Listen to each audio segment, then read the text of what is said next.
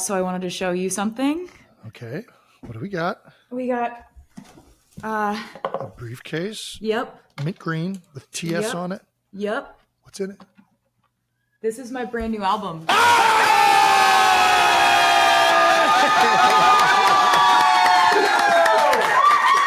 got TS12, baby. This is my brand new album. It's called The Life of a Showgirl.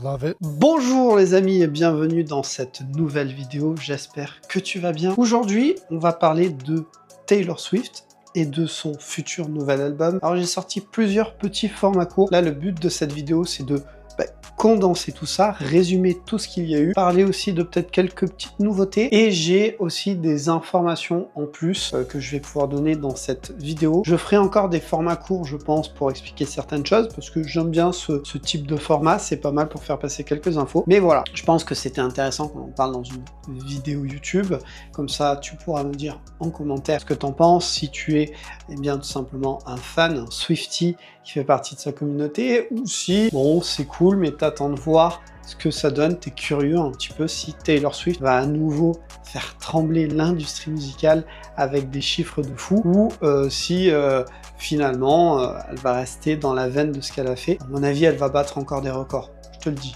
Mais on verra bien, puisque c'est un album qui est quand même un petit peu différent de ce qu'elle nous a proposé jusqu'à présent, puisque là, c'est un album qui est beaucoup plus petit, finalement, en termes de nombre de titres, et qui va se vouloir, je pense, plus intimiste, puisqu'on est sur 12 titres. En plus, ça va parler, eh bien, de sa vie, de sa tournée qu'elle a fait pendant The Eras Tour, qui a été une tournée avec des chiffres fous, qui a été la tournée la plus rentable à ce jour. Donc on va pouvoir voir tout ça. J'ai travaillé avec Gemini pour vous proposer quelques petites choses à voir ensemble. Alors on va commencer par les choses simples, au cas où que je sois passé à côté de totalement ces informations, puisque le futur nouvel album de Taylor Swift s'appelle The Life of a Showgirl, donc la vie tout simplement d'une artiste sur scène. Il va sortir le 3 octobre et il sera composé de 12 titres. Alors justement, au niveau des titres, on a la tracklist et quelques infos avec. Je vais revenir dans la vidéo pour qu'on voit ça de plus près, puisque j'ai découvert quelques anecdotes ou infos autour de ça. Donc avant de parler de ça, parlons plutôt bien de qui elle s'est entourée pour faire cet album, puisque c'est Max Martin, très connu pour avoir bossé avec d'autres gros artistes, notamment comme Britney Spears. Il y a aussi Shellback. Ces deux producteurs ont déjà bossé avec Taylor Swift. Ce sont des producteurs suédois. Et la grosse surprise, finalement, c'est que le producteur Jake Antonoff, qui a été l'architecte de gros succès de Taylor Swift, comme d'ailleurs les deux que je viens de te préciser là, n'y est pas du tout. C'était la question, est-ce qu'il y sera, est-ce que... Non, non, non, non. Ils seront vraiment 3 sur cet album, à le produire, à le créer. Ça fait du bien de changer. Elle a déjà bossé avec eux, donc ça n'est pas une surprise. Et si tu te demandes comment ça se fait, eh bien c'est tout simple. Cet album-là, donc The Life of a Showgirl, il a été créé durant sa tournée du Eras Tour.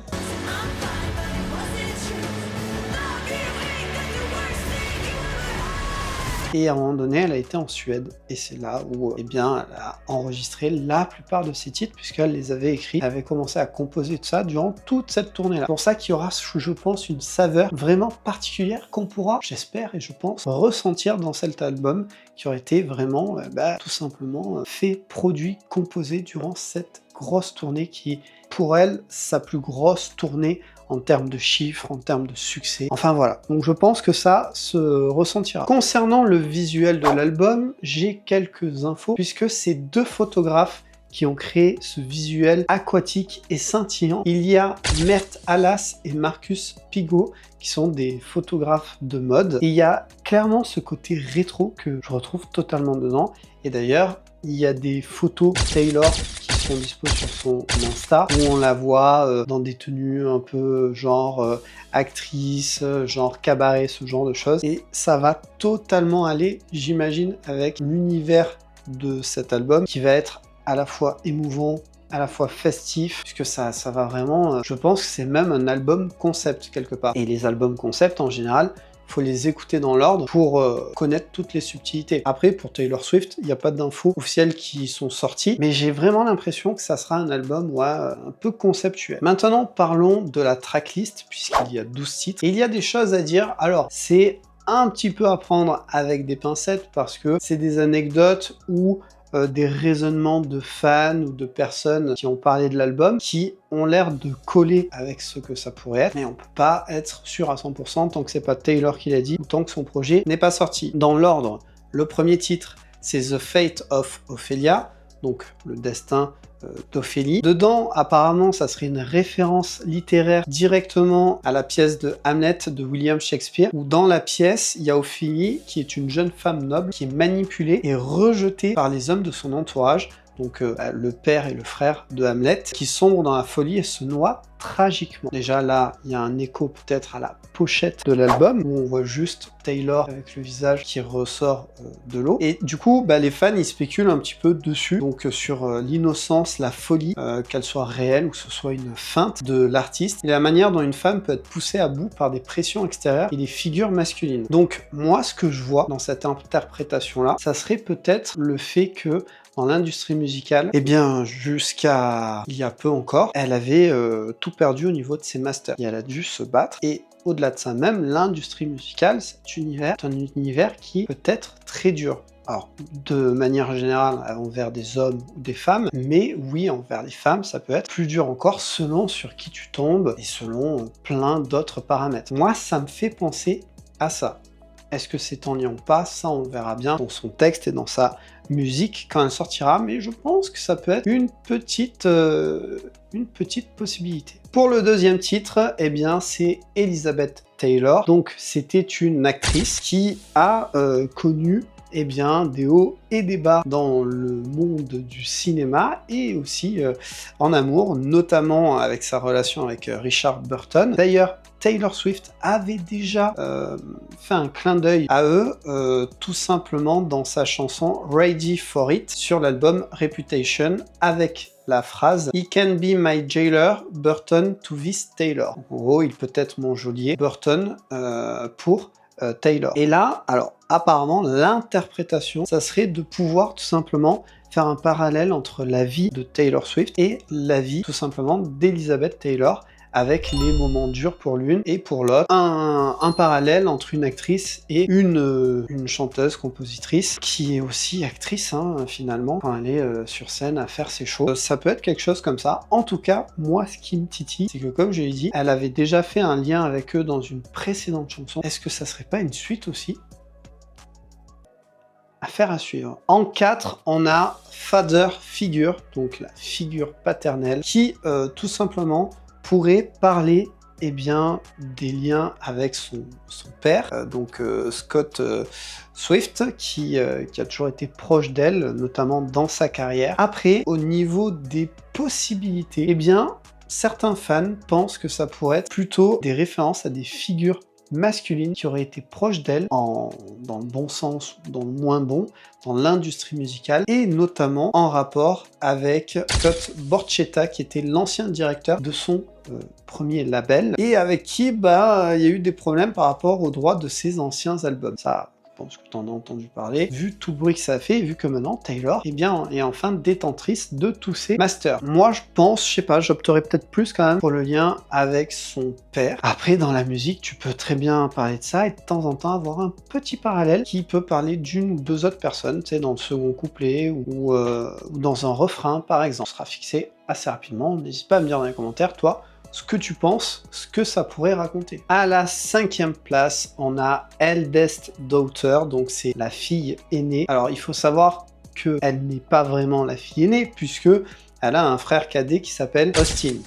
Mais en tant que fille, oui, c'est elle l'aînée. En gros, là, de ce que j'ai pu voir par-ci par-là, il faut savoir qu'apparemment, à la 5e place, c'est souvent une chanson où elle peut être vulnérable, une chanson qui peut parler de sentiments, de quelque chose de profond. Je suis pas pro Taylor Swift, donc je peux pas forcément assurer que c'est ça, mais des infos que j'ai vues, à la 5e place, c'est souvent une chanson, voilà, qui peut être très intimiste, ou en tout cas très personnelle. Et donc là, pour cette chanson, ça pourrait en gros expliquer tout le poids qu'il y a eu sur ses épaules par rapport à ses proches, par rapport à sa carrière, par rapport à ses difficultés. C'est pour ça que ça s'appellerait la fille aînée. Après, ça peut vraiment être un sujet assez vaste en vrai. À la 6e place, on a Ruin the Friendship, donc l'amitié ruinée. Là, visiblement, il n'y aurait pas trop de secret, puisque ça serait en rapport avec sa relation avec Travis Kelce, puisque à la base, ils étaient amis, ou en tout cas proches. Et il y aurait aussi ce clin d'œil que Travis lui aurait offert un bracelet de l'amitié à Taylor durant un de ses concerts. Donc il y aura un lien comme ça. En gros, l'histoire, c'est que Taylor Swift parlerait de ses doutes et de ses peurs par rapport à cette relation. Tout simplement, tu as un ami, il peut y avoir plus, mais tu sais pas si en allant plus loin, ça risque pas de détruire une amitié à vie. Parce que on sait tous, être amis, ça peut durer longtemps, comme ça peut s'éteindre à un moment donné, mais transformer de l'amitié en amour, c'est un risque supplémentaire, parce que un jour, ça peut ne plus fonctionner. Et là, en général, t'as pas d'autre recours. En général, tu reviens pas de l'amour à l'amitié, c'est assez rare. Donc, peut-être que ça va exploiter ce thème-là, et qu'elle va se livrer tout simplement un peu plus sur ce début de relation, cette partie amitié et amour. Peut-être d'ailleurs que le premier couplet, ça sera sur leur amitié, et que le deuxième couplet, ça sera sur leur amour. C'est une possibilité. Le 7e titre, Actually romantique, donc vraiment romantique. En fait, là, visiblement, il n'y a pas trop de surprises. Ça serait en lien direct avec sa relation avec Travis Kelce, et aussi du fait que elle est assez publique, cette relation, alors qu'elle a eu d'autres relations auparavant qui étaient privées, où il n'y avait pas trop de choses qui étaient mises en avant. Visiblement, ça serait la manière de mettre en avant leur amour. Peut-être, pourquoi pas, est-ce qu'il n'y aurait pas un petit passage où Travis nous lâcherait quelque chose? Peut-être pas en rappant ou en chantant, peut-être, tu sais, en intro ou en outro, une petite conversation qu'ils ont tous les deux en studio, je sais pas, peut-être. On pourrait peut-être s'attendre à quelque chose comme ça pour rendre la chose encore plus authentique. Moi, ça serait un truc qui me ferait kiffer en tout cas. 8e place, Wishlist, donc liste de souhaits. Là, il peut y avoir en vrai plusieurs possibilités. Ça pourrait être par exemple le fait de mettre en avant toutes ces personnes superficielles qui ont une liste de souhaits au niveau de l'argent, du business, du succès, ce genre de choses. Ça pourrait être aussi la liste de souhaits de Taylor Swift avant qu'elle ait eu, par exemple, tous ses masters, ou à l'inverse, maintenant qu'elle les a tous. Parler de tout ça, en fait. Je pense de toutes ces étapes, cette aventure où elle a dû se battre pour récupérer tous ses masters. Tout ça, tu sais, un peu tourné à la dérision, à l'humour peut-être. C'est du Taylor, je suis sûr que ça sera pas un truc forcément pris au sérieux sur ce titre-là. En tout cas, il peut y avoir plein de possibilités. Donc toi, n'hésite pas à me dire dans les commentaires si tu penses que tu as une idée sur ce que ce titre pourrait raconter. Pour le 9e titre, c'est un titre en un mot, Wood, qui est du coup assez énigmatique parce que on sait pas trop quoi en penser. Alors apparemment, ça pourrait peut-être avoir un lien avec un de ses titres, c'est Out of the Wood, qui est sorti sur l'album 1989, et notamment dedans, il y a une phrase où elle dit Are we out of the wood yet? Sommes-nous déjà sortis du bois? Et donc en fait, le bois, la forêt symboliserait le danger, l'incertitude. Là où à l'inverse, avec ce titre, Wood, eh bien ça signifierait que cette fois-ci, elle est en sécurité, que le bois, ça signifie la solidité, la durabilité, et que les galères, c'est derrière. Alors ça peut concerner sa relation de couple, ça peut concerner aussi sa carrière, puisque ça y est, maintenant elle a ses masters, elle est tranquille. Ça peut concerner pas mal de choses en vrai. Donc comment sera tourné ce titre? Ça reste un peu un mystère, mais voilà, quelques pistes de ce que ça pourrait donner. Allez, il reste 3 titres. Là, c'est le 10e, Cancelled, donc annulé. Apparemment, ça pourrait parler de la cancel culture. Il faut savoir, ou se rappeler plutôt, qu'en 2016, eh bien, elle avait eu quelques petits soucis avec tout simplement Kanye West et Kim Kardashian. Donc, est-ce qu'elle reviendrait sur ça? Ou est-ce que tout simplement, ça viendrait à parler d'une manière un peu satirique sur la réflexion de la peur constante pour une célébrité d'être annulée, tout simplement parce qu'il suffit que les médias ou alors que tu sois jugé hein, dans le tribunal de l'internet sur quelque chose que tu as fait, pour être déprogrammé d'un festival, d'un concert, ce genre de choses, ou est-ce que c'est même plus large encore et que ça va parler de toutes les dernières innovations technologiques, peut-être de l'IA, je sais pas, ça peut être peut-être tout simplement un truc plus rapproché, vraiment l'industrie musicale, si par exemple tu vends plus assez de titres, tu fais plus assez de chiffres, ou tu conviens plus à l'image de l'industrie musicale, que tu sois cancel comme ça, tu sois tège, ça peut être une possibilité. Je pense que ça pourrait être un titre assez fort, pour autant qu'il pourra rester très pop, hein. L'un n'empêche pas l'autre. Le 11e titre, c'est Honey, un mot simple et clair. En gros, ça signifie chérie, tout simplement. Donc là, visiblement, ça va très certainement parler de la relation qu'elle a avec Travis Kelce. Peut-être, je sais pas, des moments doux, chaleureux qu'ils ont tous les deux, des petites anecdotes, peut-être pareil, une outro ou une intro où il y aura Travis dedans. La question est là. Ça sera peut-être une petite balade, juste avec une guitare acoustique et quelques instruments, ou peut-être un gros son pop. Voilà, je pense que là, il n'y a pas trop de choses à dire, ni de secret. Ça sera à découvrir. Peut-être qu'il y aura un clip et que le clip, lui, sera très beau. Voilà. Et le 12e titre, eh bien, c'est tout simplement celui qui porte le nom de l'album, The Life of a Showgirl, qui sera en feat avec Sabrina Carpenter. Si tu te poses la question peut-être de pourquoi Sabrina serait sur ce titre, eh bien déjà, elle a fait pas mal de premières parties durant The Eras Tour, donc elle était là durant cette tournée, en tout cas à certains moments, et comme je l'ai dit, cet album a été créé pendant le Eras Tour. Donc si Sabrina a vécu des moments avec Taylor, c'est pas surprenant. Ça peut aussi montrer une artiste qui est montante, qui est en train de vraiment bien se mettre en place, même si pour rappel, Sabrina Carpenter, ça fait des années qu'elle est dans le milieu. Il y a juste depuis l'année dernière où voilà, ça a percé, comme c'est comme ça, mais sinon, elle n'a pas pop, hein.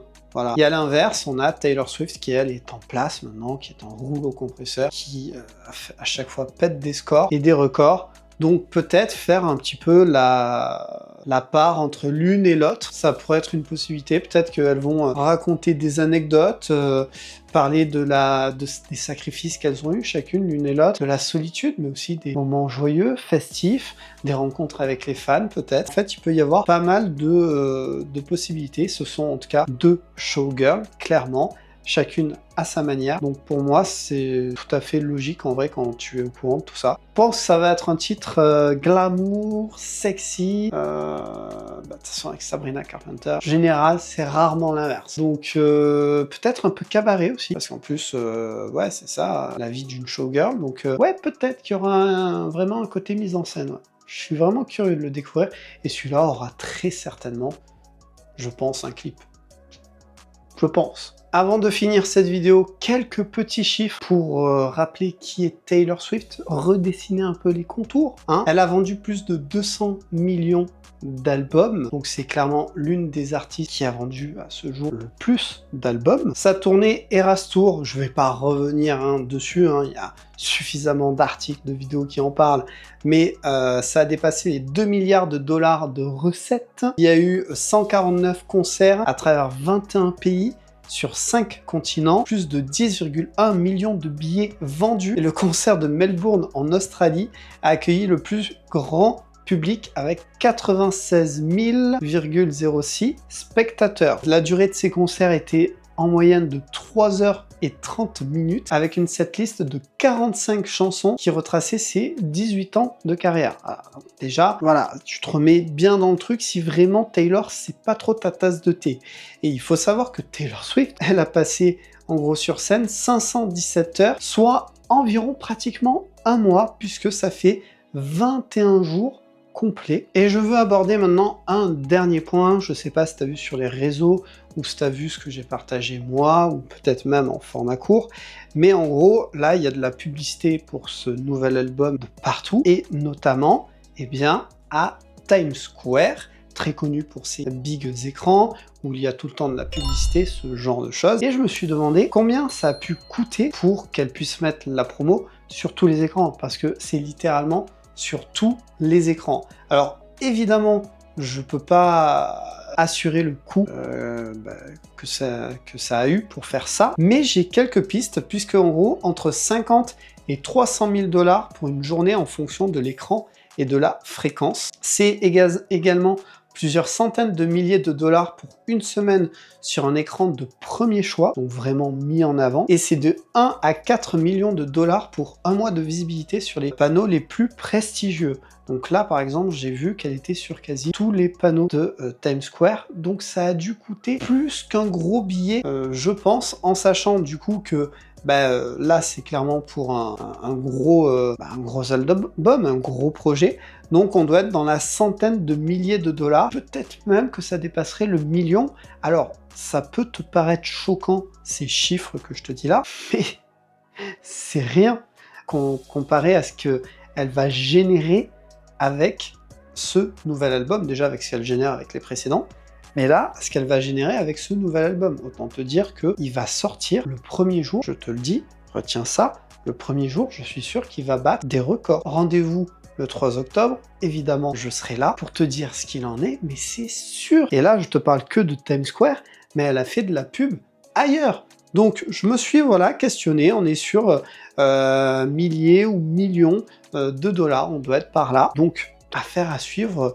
Parce que Taylor, on la connaît, elle est très forte au niveau du marketing. Alors quand je dis elle a une team, mais c'est réfléchi, c'est vraiment précis, c'est tout ça. Donc d'ici le 3 octobre, il en reste du temps. On verra bien d'ici là. Moi, j'attends de voir ce que ça donnera. Je pense que ça va être un carton plein, encore une fois. Mais on sera fixé le 3 octobre. Voilà ce que je pouvais en dire par rapport à Taylor Swift. Là, j'ai vraiment réuni tout ce qu'il y avait comme info. J'ai un petit peu dégrossi. Mais il y a vraiment toutes les infos. S'il y a d'autres choses, je ferai, je pense, des formats courts comme j'en ai déjà fait. Après, s'il y a vraiment besoin, je referai une vidéo. Mais si je devais en faire une, ça serait très certainement à la sortie de son projet pour en parler directement. Peut-être même une vidéo, pourquoi pas, où j'écoute en direct l'album et on voit mes réacts. N'hésite pas, les commentaires pour me dire ce que t'en penses, si t'attends l'album ou pas, si tu as des petits retours sur ce que j'ai dit, des idées, des anecdotes, je suis ouvert, j'adore lire tous les commentaires, et puis j'adore échanger, donc c'est avec plaisir. Si tu apprécies le contenu et que tu n'es pas encore abonné, oui, c'est possible, je le comprends, n'hésite pas à t'abonner et à activer la cloche si tu veux vraiment avoir toutes les infos de sortie de vidéo. N'hésite pas aussi à liker. Et il y a le petit bouton boost si tu le vois, n'hésite pas à l'utiliser, je sais toujours pas vraiment à quoi il sert, j'ai même pas de vue si vous l'utilisez ou pas. Vraiment, c'est comme ça que YouTube met ses nouvelles fonctions en général, c'est-à-dire à moitié. Enfin voilà, écoute, c'est l'été, profite, chill, n'hésite pas, il y a du contenu au niveau des vidéos, donc fais-toi plaisir, n'hésite pas à rejoindre l'Instagram aussi, c'est là où je suis le plus actif. Je te dis à la prochaine pour une autre vidéo, et en attendant, tu le sais, sois créatif.